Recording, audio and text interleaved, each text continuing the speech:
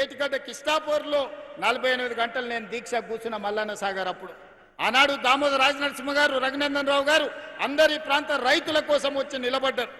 ఇళ్ల కరెంటు తీసి ఊర్లకు నీళ్లు వదిలి రాత్రిపూట కొడితే ఆన్నే చితిబేర్చుకొని చనిపోయిన రైతులు ఈ ప్రాంతంలో ఉన్నారు. మేము ఎన్నడూ అట్లా చేయలేదే.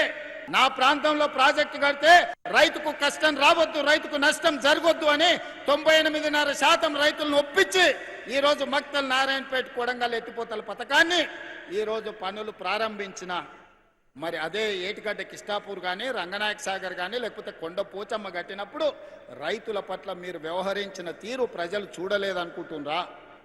ఈరోజు మూసీలో పేదల మీద మీ ముసలి కన్నీరును ప్రజలు అర్థం చేసుకుంటలేరని మీరు అనుకుంటున్నారా? ఒకవేళ అడ్డం పడుకుంటే ఆగుతామా? 20 నాడు అడ్డం పండుకున్నారు కదా, అడ్డం పండుకుంటే దాటుకొని రాలేదా? ఇవాళ ముఖ్యమంత్రి అయి సిద్దిపేటకు రాలేదా? వస్తాం కదా. మీరు అండగుంటేదో పెద్ద సమస్యనా? ఇవాళ కూడా నేను చెప్తున్నా, మళ్ళా 29లో వస్తాం, సిద్దిపేటలో సమావేశం పెడతాం. సిద్దిపేట నుంచి గెలిచినోని మంత్రిని చేసి ఈ ప్రాంత అభివృద్ధికి అవసరమైన నిధులు ఇస్తాం.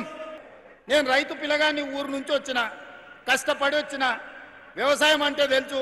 ఏ చెట్టుకి ఏ పురుగు పడుతుంది, ఏ పురుగు పడితే ఏ మందు కొట్టాలనో తెలిసినోని, తెలియకుండానే ఇంత దూరం వచ్చినా.